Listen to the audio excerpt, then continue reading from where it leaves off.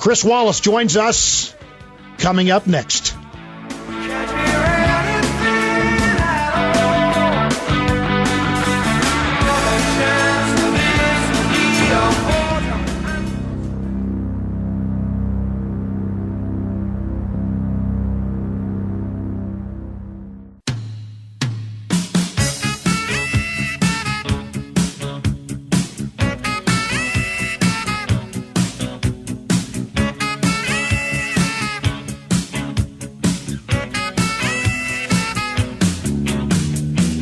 Portions of the Mike Gallagher Show sponsored by Geico. It's easy to save 15% or more on car insurance with Geico. Go to geico.com or call 1-800-947-AUTO. The only hard part is figuring out which way is easier.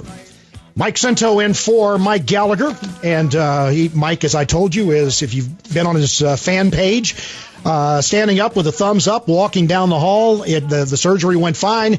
He is in recovery, says it's a little bit sore. But, somehow Chris Wallace, I've known him probably a little longer than you have, about 40 years. And I'm wondering if he's actually saying it's not hurting or if he's saying that for the fan page. No, I think if it were hurting the slightest, he would. Look, he exaggerates his whole life, and I suspect he would. He's a baby. Come on, let's be honest. He's a baby. So I would think that however bad it is, you have to multiply it by 10.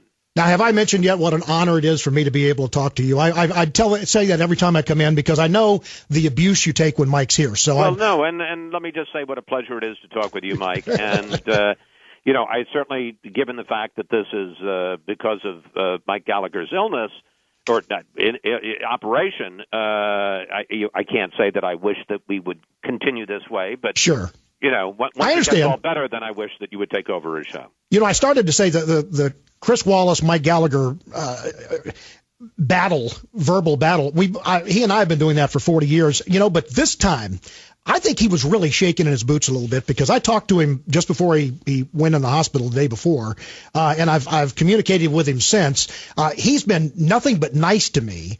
He's been, it's like honey, and I don't know if maybe the surgery has changed him. You think maybe he's going to be a nice, understanding guy? If he were nice, if he were mature, if he were adult and sensible. The show would go in the tank, but I didn't want to push my luck with him, but I started to tell him that right before he went under the knife that Obamacare had forced the changing from titanium hip replacements to imported plastic copies. So I didn't tell him that though. So I may save that for when I talk to him on the air here later. There you go. But he is not called into the show yet. No, not yet. So that tells me that he's waiting till he's got all his oomph back to it. Listen, a lot going on, obviously, in Washington besides just the shutdown and Obamacare. And did you get to see any of or hear any of the chase yesterday? Well, I did. No, I didn't get to see it except on television. I certainly got to hear it because our offices at Fox are on Capitol Hill. You see the picture of the Capitol behind me. That's not a picture. That's the real deal. It's a couple of blocks away. So I could hear a lot of the sirens of cars and ambulances and all of that stuff. But, I was following it on our feed because obviously our reporters on the Hill were reporting in, and they were saying there's a shelter in place, and then that all the members of the House had been locked into the House chamber. And then they were telling members of the House to take off their House badges because there was some question, is this a terror attack? Are they targeting members of Congress? You didn't know what you didn't know, so it was a little scary. I was a little shocked because I talked about it a few minutes ago, and every representative, every witness that I've heard or seen says hats off to the security forces, whether it's Secret Service, D.C. police, on how they handled this, how they brought it to a quick. And unfortunately, this young lady had to be killed. But from what I saw anyway, as a layperson watching this, I don't see any way around what they did. But I had a bunch of callers before you came on telling me that they shouldn't have shot her. I wondered if somebody was going to say that. Oh, yeah. I think it's awful easy when you're watching it on TV, and yes, she didn't have a gun, but she was not unarmed. she was using her car as 3,000-pound deadly weapon. And and it's 70 miles an hour, 80 miles an hour, as you say, multi-thousand pounds. You could see her swinging that car very sharply. She hit barricades. She had no problems bashing into police cruisers and swinging it in the direction of members of the Capitol Police. If they felt they needed to take her down and that was the way to do it, one could argue, should they have shot the tires or things like that? But I don't know. It's easy. I'm not in the mood for second guessing on this. I understand. That, they're on the line of fire. And again, remember, they're not getting paid. Exactly. That doesn't, that doesn't mean that they have an excuse to do anything wrong. But they're part of the shutdown, and while they have to work, they're not getting a paycheck. So my hat is off to the Capitol Police. Well, I have to assume, since you're here today and you're obviously going to be promoting Fox News Sunday, that you're mission essential, so you're on the job. Here we are. We are 4 days into this thing right now, and do you see an end to it? I mean, I'm seeing Obama standing his ground and saying, I'm not, and Harry Reid saying, we're not budging. Republicans saying, we are standing firm. You've got to at least compromise somewhat on Obamacare, and I don't see an end to this thing. No, I think I don't know what the end is, but I feel confident saying it's going to be longer rather than shorter, and slower rather than quicker. And I think this definitely goes into next week and could easily go into the following week, which is when we run up against the debt ceiling. And you can see Republicans particularly are trying now to merge the government shutdown and raising the debt ceiling to try to get a bigger deal. And again, as you say, the Democrats, both in the Senate and the president, are saying no deal. I have to say they're completely wrong, the White House, when they say that there's never been a deal or negotiation over the debt ceiling. There have been, over the decades, lots of deals over the debt ceiling. It's a point of leverage for the party that's out of power, and it's happened both ways with Republican presidents and Democratic Congresses and vice versa. And, I think there probably will have to be a deal. I think both sides, probably the Republicans taking more political heat now, but clearly the president must be taking some, or he wouldn't have canceled his trip to Asia, and he wouldn't have had this crazy meeting where he called all the members of the House and Senate, Republicans. Just to say, I'm not going to talk to you. Yeah, leadership up for an hour meeting to say, I'm not going to talk to you. Yep. In fact, he's, according to him, Eric, let's play the cut about how he says he's working with Congress. During the course of my presidency, I have bent over backwards to work with the Republican Party and have purposely kept my rhetoric down. I think I'm pretty well known for being a calm guy. Now, is that true? I mean, in your eyes, as an objective journalist, is that true? Which part of it? The part of it he's bent over backwards to work with Congress, to work with opposition, or that he's spewed very little rhetoric. No, the rhetoric, it's completely not true. Yeah. I mean, they've tried to negotiate. There certainly have been lots of negotiations in 2011 when we almost went into default. He and John Boehner came fairly close to a grand bargain. The problem is, I'm not sure that either side has the disposition to make the really tough choices. If you remember, in that particular case, the president backed off and started demanding more things after he'd had a handshake deal. And then when Boehner took it up to his House Republican caucus, they wouldn't have gone for it anyway.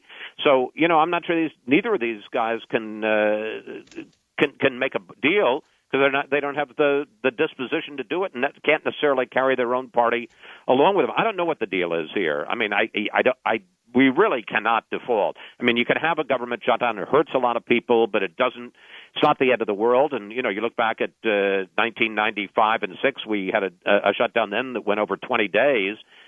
We survived. The economy did not tank, but we've never defaulted. We're going to have Jack Lew, the Secretary of the Treasury, on Fox News Sunday, and I suspect one of the things he's going to want to talk about is how really damaging it would be to the economy were we to have a default. And but on the other hand, one of the things I want to ask him about is this nonsense that there's never been a deal, there's never been a negotiation. There have been plenty of deals. When the president has claimed that there's never been a deal, the Washington Post looked at that on the debt ceiling and gave him 4 Pinocchios, which is the worst, sort of pants on fire rating, because they said, look back over the decades with presidents of both parties, and there have been lots of deals over the debt ceiling. You have to look at this and ask yourself if the president really thinks that he's going to keep Obamacare intact. And I'll tell you, whether it was by design or however you want to look at it, the government shutdown has effectively taken, I think, a lot of the focus off the kickoff of Obamacare and the signups for Obamacare.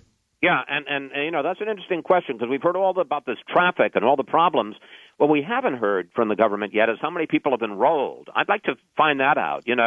I know a lot of people are shopping and looking at the gold and the silver and the bronze plans under Obamacare and seeing what it costs. But how many are actually signing up, people who are currently uninsured?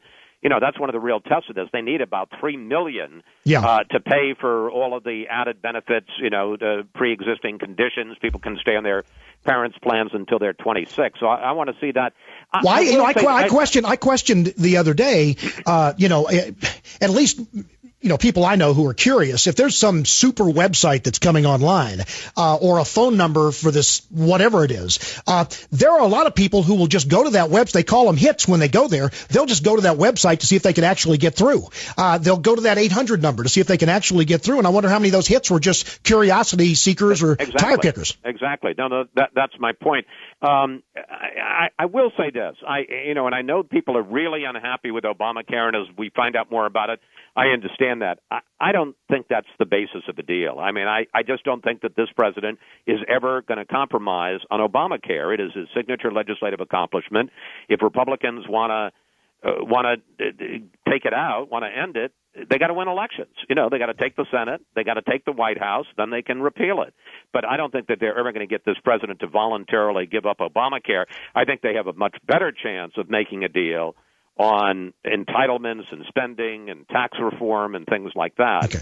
But, I'm not saying that Obamacare shouldn't be changed. I just politically, in terms of political reality, I just don't think it's going to happen. Real quickly, because I know we want to make mention of everything you're going to have on Fox News Sunday, but the World War II memorial incident, to me, this seems like something that, if for nothing else, for PR, the president could have picked up the phone and said, let this place be open for these veterans. Why didn't he do that? Well, the only thing you can argue that this was one where they screwed up. They make mistakes too. Yeah. But why isn't he agreeing to when they pass these mini spending bills, these mini CRs, the House does on opening the national parks or opening the national institutes of health or things like that? Why are they refusing to do that? Because they want to make the pain as great as possible. Their strategy is a shutdown's a shutdown. You can't sit there and lessen the pain of it. So, and you can argue whether or not it's an effective strategy or not, but you ask me why, I think that's why. Yeah. On Fox News Sunday that's coming up this week, you mentioned Treasury Secretary. We'll have the Secretary of the Treasury, Jack Lew, talking about where negotiations stand. He was in that non-meeting meeting, the meeting not to negotiate. So we'll ask him where the latest is on the state of play. And then we're going to have the debate the fight inside the Republican Party. Peter King, Republican New York, who's calling some of his fellow members in the GOP terrorists, and Tom Graves, a more conservative congressman, Republican congressman, who has been leading the charge to say we need to take out Obamacare and we need to do it now. Well, my wife and I will be sitting down with a couple of bowls of Mrs. Sunday's chili and watching Fox News Sunday. It sounds like a perfect Sunday. It sounds like a delightful Sunday. Any get well message for Mike? Take your time, Mike. All right, Chris Wallace, Fox News Sunday. See you, Mike. Thank you so much. Bye.